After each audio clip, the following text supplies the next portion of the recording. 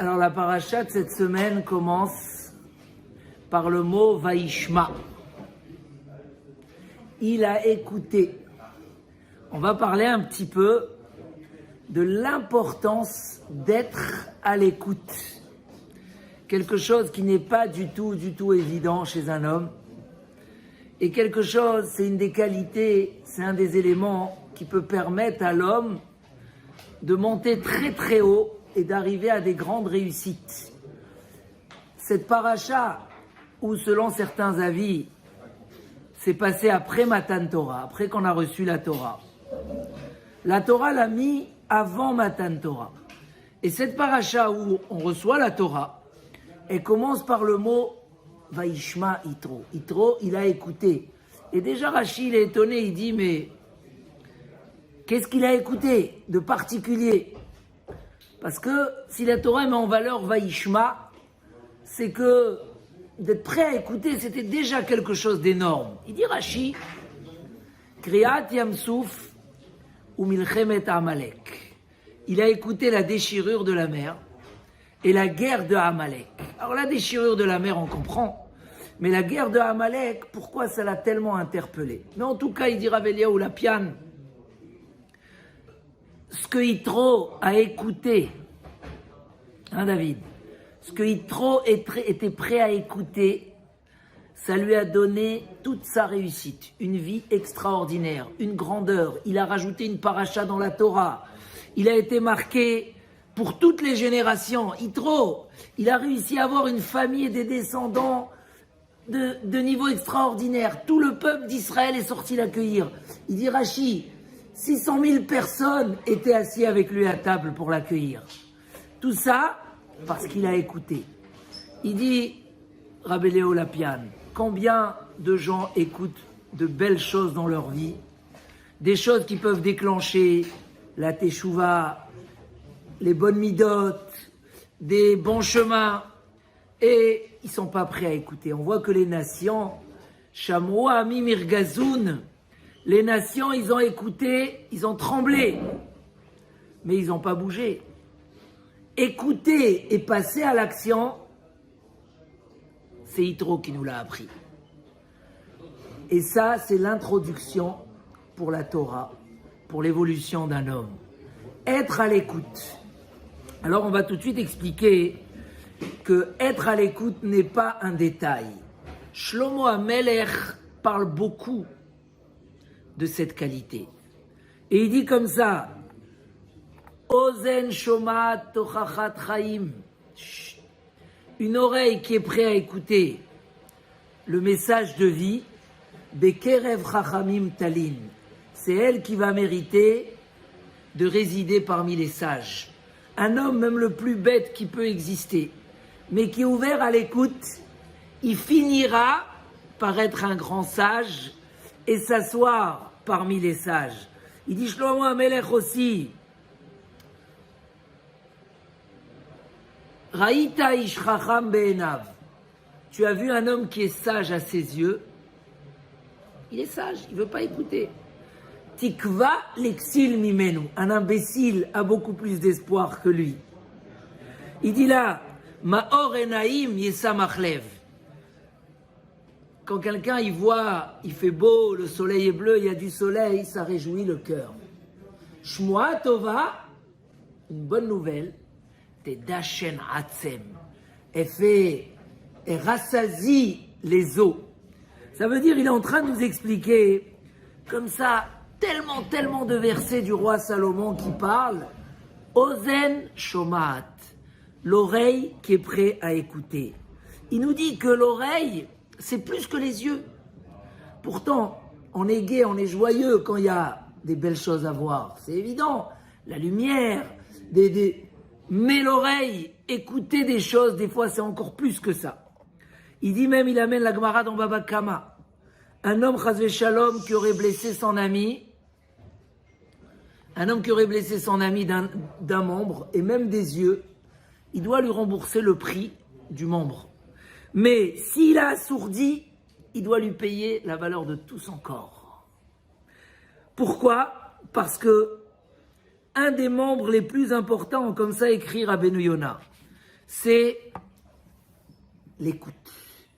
En écoutant, il ramène même parmi les 5 choses qui peuvent faire tchouva à un homme, c'est quelqu'un qui a l'habitude d'écouter. Quand il écoute quelque chose, il prend au sérieux. Il est prêt à faire. Un homme comme ça, même s'il se trempe dans sa vie, il aura une bonne occasion où il va écouter un petit chiour, un petit message, un petit conseil, et il va prendre des nouveaux chemins, et il va arriver à la réussite. Mais un homme qui n'est pas prêt à écouter, il perd toute la chance. Même un imbécile, il dit le roi Salomon, il dit Shlomo HaMelech, même un imbécile a beaucoup plus d'espoir que lui. Et avant de rentrer dans le sujet, pourquoi c'est tellement dur d'écouter, c'est ça le message de la paracha. Avant de recevoir la Torah, regarde, Yitro, un exemple tellement merveilleux. Et je ne parle pas pour les Tunisiens, que c'est encore plus. Grâce à quoi? Parce qu'il écoutait.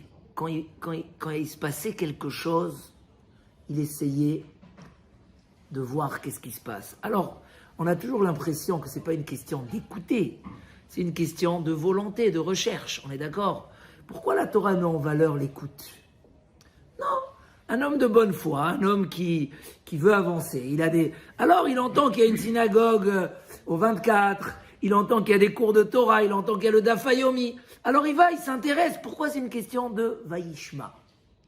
Et là, il y a quelque chose d'intéressant. Il y a des opportunités dans la vie qui sont présentées à nous. Mina Shamaim. Des fois, c'est des messages généraux. C'est marqué même que si tu vois qu'au bout du monde, il y a une nation qui a été punie, où il s'est passé quelque chose, c'est pour le peuple d'Israël, c'est pour qu'on se réveille. C'est un pasouk mefourash. Raïti tikri moussar. Tu as vu même, ça n'a rien à voir, c'est un autre peuple au bout du monde. Non. Akadosh Baruch Hu, il envoie des opportunités pour qu'on comprenne certaines choses. Des fois, c'est envoyé pour nous. Et celui qui a l'écoute, c'est pas qu'une question de volonté. Il nous dit, Shlomo HaMelech, il y a cette notion d'avoir une oreille qui écoute. Parce que ces opportunités qui se présentent à nous, c'est des messages qui arrivent du ciel. C'est des messages qui arrivent pour le monde. Et il y en a toujours. Il y en a toujours. Et celui qui sait écouter, prendre les opportunités, alors comme il dira Rabbeinu Yona, ça peut l'amener même à faire tchouva, ça peut l'amener à évoluer, ça peut l'amener à grandir. Regardez, il y a eu des événements extraordinaires autour du Daf Yomi, juste avant le Covid. Mamash, combien de gens qui n'ont jamais ouvert la Gemara? Ils ont écouté. Aujourd'hui, ils sont déjà à 300 pages de Gemara. Ils ont fini Brachot Shabbat. Pourquoi? C'est pas qu'ils manquaient de volonté avant ou qu'ils ont eu plus de volonté après. C'est qu'il y a eu une opportunité, il y a eu un message qui est passé. Il n'y a jamais eu autant de bruit autour de cette chose-là. Et là, il y a eu... Ah, ils ont écouté. Et bien, au Hachem, aujourd'hui déjà, on ne peut pas compter l'évolution et le mérite de tous les jours une page de Gemara. Et c'est dans tous les détails dans la vie. Un petit conseil d'un ami, des parents, être prêt. Quelqu'un qui a les oreilles fermées, et on verra que oui, on a souvent les oreilles fermées. On met des boules qui est. Et des fois, il y a des gens que malheureusement, ils ont les oreilles tout le temps fermées, bouchées. Alors, Chas v'Shalom, c'est perdre toutes ces opportunités. Regardez, on voit dans l'esclave juif qui ne veut pas sortir après les 6 ans. Qu'est-ce qu'on lui fait? On lui perce l'oreille sur la porte. Il dit, Rashi, pourquoi l'oreille? Ozen sheshama alar Sinaï. L'oreille qui a écouté au mont Sinaï que nous sommes les serviteurs d'Hachem et pas les serviteurs des gens. Il a écouté ce message, il n'a pas écouté. On a peur pour cette personne-là. Ok, pourquoi tu as été vendu? Parce que tu as volé ou parce que tu n'as pas d'argent. La Torah elle donne un plan, c'est pas de la servitude, de remise à niveau. Ok, 6 ans, après 6 ans, tu es libéré. Mais ça t'a suffi ces 6 ans pour comprendre le message. Tu as écouté dans les 10 commandements qu'on va lire demain, Lotignov, ne vole pas. Tu as écouté le mont Sinaï. Tu as entendu qu'il ibné Israël Avadim. On veut te sauver. Tu vas rester maintenant jusqu'à 50 ans esclave. Il faut que tu aies un rappel sur l'oreille. Parce que cette oreille-là, qui ne veut pas écouter, elle se met en danger. Un homme qui n'est pas prêt à écouter, c'est dangereux. Et donc la Torah, elle dit, regardez Rabbeinu Akadosh, chaque fois qu'il y avait dans la Gemara une histoire où Rabbi Elazar ben Dourdaya, il a entendu une voix qui lui dit, tu as perdu ta part dans le Olam Haba. Ouah, c'est un homme qui faisait plein de péchés. Il courait après les désirs dans les quatre coins du monde. Nous, il est dans la touma, dans l'impureté. Il entend une voix, qu'est-ce qu'il fait? Il fait une teshuva tellement merveilleuse qu'il y a une voix qui sort et qui dit, il est invité, Rabbi Elazar ben Dourdaya au Olam Haba. Il y a comme ça plusieurs histoires dans la Gemara des gens qui ont écouté. Chaque fois où il se passe quelque chose comme ça, qu'est-ce qui vient après? Bacha Rabbi, Rabbeinu Akadosh qui pleure et qui dit, Yesh kone olamo besha'a achat. Il y a un homme qui achète son Olam Haba en 1 heure. En 1 heure. Et il dit, il y a qui l'achètent en beaucoup d'années. Des fois, toute une vie ne suffit pas à une personne. Parce qu'il ne tient pas compte de tout ce qu'Hachem lui envoie. Yesh kone olamo besha'a achat. Il y a un homme qui a acquis. Et ça, c'est un message que Rabbeinu Akadosh il fait passer. Savoir écouter. Parce qu'on est dans une petite période de soutien à la Torah au Beth Midrash. J'ai eu quelqu'un, très tard le soir, parce qu'il finit très tard de travailler. Et il m'a dit, bon, dans quoi je peux vous aider, etc. Je lui ai expliqué, mais par hasard, je lui ai dit, celui qui n'a pas le temps d'étudier, c'est bien qui paye quelqu'un, un kollelman, qui étudie. Il m'a dit, ah, ça me parle.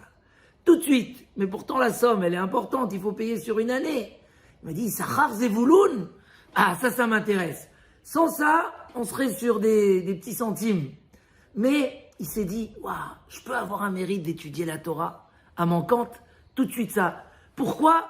Parce que dans la vie comme ça, il y a des opportunités. Sha'achat, en 1 heure. Un homme, il écoute, il y a des opportunités. En 1 heure, il peut faire des choses extraordinaires. Yesh kone olamo besha'a achat. Il y a une histoire incroyable dans les prophètes. Yechiel beta Eli. Vous n'avez pas entendu parler de cette histoire? Elle n'est pas très connue. Yechiel beta Eli. Quand Yoshua, il a conquis la terre d'Israël, il a condamné la ville de Yéricho. On parle de 2 Yéricho, mais quand ils sont arrivés, il y avait une ville où là-bas, il y avait tous les rois qui étaient là-bas. L'impureté, la sorcellerie, les murailles de cette ville-là, ils avaient autant de largeur que de hauteur. Donc tu ne pouvais pas casser la muraille, parce que c'est aussi large. Et les Bnei Israël, ils ont entouré pendant 7 fois avec le chauffard et tout, ils ont gagné la guerre. Ils ont condamné cette ville qui ne sera jamais plus construite. Ils l'ont détruit. C'était le symbole de l'impureté à l'entrée d'Eretz Israël. Il a dit, celui qui va construire cette ville-là, en mettant les fondations, il va perdre son premier enfant. En mettant les portes, il va perdre son dernier enfant. Arrive à l'époque de Achav et Isabelle, un homme têtu. Il dit, moi je vais la construire. Comment? Tu n'as pas peur? Tes enfants. Il construit les fondations, il perd son premier. Combien qu'il avance dans la ville, il perd. Il avait 7 enfants. Il met les portes de la ville, il perd son dernier enfant. Monsieur, comment? Tu comprends pas? Ouvre tes oreilles. Regarde, c'est pas terminé. Quand Eliyahu Hanavi réunit tout le peuple d'Israël sur le mont Carmel pour leur dire stop d'être entre l'idolâtrie et le service d'Hachem. Décidez. Il réunit tous les prophètes de l'idolâtrie et il leur dit on va construire 2 autels. On va mettre 2 animaux les mêmes. On va faire 2 misbéach. Où le feu va descendre, c'est là-bas où il faut suivre. Allez-y. Qu'est-ce qu'ils ont fait? Ils ont caché ce fameux Yériel. Ils ont fait un trou, un petit, comme à Gaza, un tunnel, et ils ont caché en dessous pour qu'ils mettent le feu, et on va dire que le feu, ils ont mis de l'essence, et le feu, il va descendre du ciel. Et ils commencent à crier, allez, allez, allez, et le feu, il descend pas. Qu'est-ce qui se passe? Il s'est fait piquer par un serpent. Hachem, il a envoyé un serpent, il dit quoi? Et de l'autre côté, Eliyahu Hanavi, il dit, Aneni Hachem, Aneni, et qu'est-ce qui se passe? Il y a un feu qui descend du ciel, et tout le clan Israël, il dit, le passouk qu'on dit avec beaucoup de ferveur, Hachem ou Elohim, Hachem ou Elohim. C'est là où ça... Monsieur, tu as vu tellement de choses. Pourquoi tu ne t'écoutes pas? Ok, ton esprit n'est pas dans la remise en question, mais quand il y a une opportunité autour de toi, quand Hachem il t'envoie quelque chose, il faut écouter. Et là, c'est ce que nous a dit Rabbeinu Yonah, l'oreille, c'est le plus important de tous les membres. Parce qu'il dit le Midrash, un homme il se blesse quelque part, il met un pansement. Mais des fois, il faut lui donner un médicament pour tout le corps. Et il dit là, Shim'u ou Techin Avshechem. Un homme, des fois, il veut réparer ci, il veut réparer ça, il va, il dit, oh là là, je suis trop nerveux, je suis trop orgueilleux, je suis trop machin, il a besoin de travailler. Shim'u, écoutez la Torah et vous allez vivre. Tout le corps, c'est un médicament pour tous les midotes, pour toutes les difficultés, pour toutes les épreuves. Shim'u ou Techin Avshechem. Écoute, un homme qui va étudier la Torah, ça y est, ça le remet, ça le refait vivre, ça lui rappelle que l'orgueil n'est pas bien, que la colère n'est pas bien, que la jalousie, qu'il ne faut pas être triste, qu'il faut avoir la confiance, le bitachon bachem. Écoute, et ça c'est très important. On voit des gens, Baruch Hashem, autour de nous, tous les matins ils arrivent étudier, ils ont entendu que c'est bien de faire la tfila. Hein? Ils commencent à venir à faire la tfila. Vous savez combien de gens ils écoutent pendant tous les Shabbats? Tfila Betsibour, c'est important, et ci, et ça. Ils écoutent. Mais l'oreille, elle est fermée. Moi, il y a quelqu'un ici qui vient tous les matins au premier minyan. Ça fait des années. Et après, la tfila est tellement pressé, il court. Je lui ai dit, mais qu'est-ce qui t'est arrivé comme ça de commencer à venir à la tfila? Il m'a dit, un jour, j'étais là, j'ai entendu un cours. Peut-être c'était moi, d'après ce qu'il dit, je ne me rappelle pas. Où il disait, Akadosh Baruch Hu, il te donne 24 heures. Rends-lui 1 heure. Et c'est même pas que tu lui rends pour lui. Il a dit de lui rendre pour toi. Rends-lui 1 heure. Tu fais des mitzvot, ta vie elle est rallongée. Celui qui se lève tôt au Bet HaKnesset et il finit tard, c'est marqué. Les Ma'an Ta'arichun Yemechem. Il y a un rave dans la Gemara, il dit, je comprends pas. Comment en dehors d'Eretz Israël, on a une longue vie pour... Mais c'est marqué, les Ma'an Yirbu Yemechem, à la Adama, en Israël, mais comment? Ah, quand j'ai vu qu'ils se lèvent tôt au Bet HaKnesset, c'est une Gemara. Et ils finissent tard le soir, j'ai compris. Parce que ça rallonge la vie. Monsieur, pour rallonger la vie, tu es prêt à mettre des millions. Va prier tous les matins. Déjà, c'est un bonheur, c'est un mérite. Tu fais bien tes mitzvot, tu réponds des centaines de amen. Magnifique. Mais en plus, ta vie, elle est rallongée. Qu'est-ce que super. Tu as pris 1 heure, tu as gagné 1 an. Le tout, c'est d'écouter. Il a écouté. Il a dit, waouh, c'est vrai, c'est magnifique. Combien de choses Hachem, il nous envoie? On dit Rav Zouché, Mahani Poli, le frère de Rabbi Meiller. Un jour, il est dehors. La charrette, elle se renverse. Le gars, il lui dit, viens m'aider à lever le hé. Ça veut dire de la paille. Lui, il écoute autre chose. Il dit, le hé, c'est le nom d'Akadosh Baruch Hu. Il dit, waouh, on est en galoute. Le nom d'Hachem, il faut le relever. C'est notre devoir. À la place d'écouter le hé, la paille, on y dit, en allemand, on y dit, je sais pas, il dit, ah, j'écoute. Raphaël Mivalogine. Ils lui ont dit, comment tu as construit cette belle yeshiva? Il a fait la plus belle yeshiva, que de là se sont multipliées toutes les yeshivot. Yeshiva de Valogine, c'était là. Il a dit, après son mariage, c'était un gaon en Torah. Il a commencé à faire un peu de business pour la Parnassa. Quelqu'un, il le voit là-bas dans la foire, au marché. Il dit, qu'est-ce que tu fais là? L'autre, je ne sais pas quel kavana il a fait. Mais lui, ça l'a bouleversé. Il dit, qu'est-ce que tu fais là? Qu'est-ce que tu fais là? Tu es le futur grand de la génération, mais qu'est-ce que tu fais là? Il est retourné à l'étude et il est devenu Rav Chaim Mivalogine, c'est les dimensions les plus grandes. Mais savoir écouter les messages de la vie. Nos chachamim disent, tu vois qu'il s'est passé un drame dans un foyer, une femme qui a tourné mal et que tout de suite, prends sur toi 30 jours de renfort, interdis-toi le vin, interdis-toi ci, deviens nazir. Pourquoi? Quand il y a un message dans la vie, c'est pour qu'on apprend quelque chose. Et ça, c'est très important. On a vu que l'écoute, Yitro, il a vu que Amalek, il n'a pas pu supporter les messages qui passaient. Il y avait des messages forts. Qu'est-ce qu'il a fait? Il est parti, il a fait la guerre avec le peuple d'Israël. Yitro, il a compris combien c'est dangereux de ne pas écouter. On peut tomber très très bas. Il a dit, je ne reste pas chez moi à la maison. J'ai compris que rester vigilant et laisser les messages passer à côté, ça devient même négatif, comme il dit Rav Dessler. Tu vois et tu dis, tu fais rien, ça veut dire qu'il n'y a rien besoin de faire. Ça devient encore pire. Et ça, il ne reste pas beaucoup de temps, mais je vais rajouter encore 2 petits points, mais je vais les dire en bref. Il y a, comme on a dit, celui qui est têtu, qui ne veut pas avancer, qui ferme les oreilles, c'est une chose. Mais il y a encore 2 choses qui empêchent l'homme à écouter. Le premier ramené dans le Messilat Yesharim, la paresse. Il ramène le verset de Shlomo HaMelech. Chacham atzel be'enav mishiv'a meshivetam. Le fainéant est sage à ses yeux, plus que 7 sages qui sont en train d'essayer de le convaincre et qui lui amènent des logiques. Lui, il est plus sage que... Des fois, tu expliques à quelqu'un, mais regarde, arrête, fais, machin. Il est plus intelligent que toi. Pourquoi? Parce qu'il est fainéant, il veut pas. Tu lui dis, mais la yeshiva, elle est juste là. Il dit, non, il y a un lion dans la route. Tu lui dis, non, mais c'est là. Il dit, oui, mais la porte, elle est fermée. À la fin, tu lui dis, mais c'est dans ton immeuble. Il dit, bon, écoute, je suis fatigué, j'ai envie de dormir. Ça veut dire, un homme qui est fainéant, qui veut pas avancer, des fois, il dit le Messilat Yesharim, ça lui donne des arguments pour ne pas écouter. Et ça, c'est grave. Un homme, il doit constater, analyser, s'il n'écoute pas ou s'il n'essaye pas d'apprendre parce qu'il n'y a rien à apprendre ou parce qu'il est fainéant.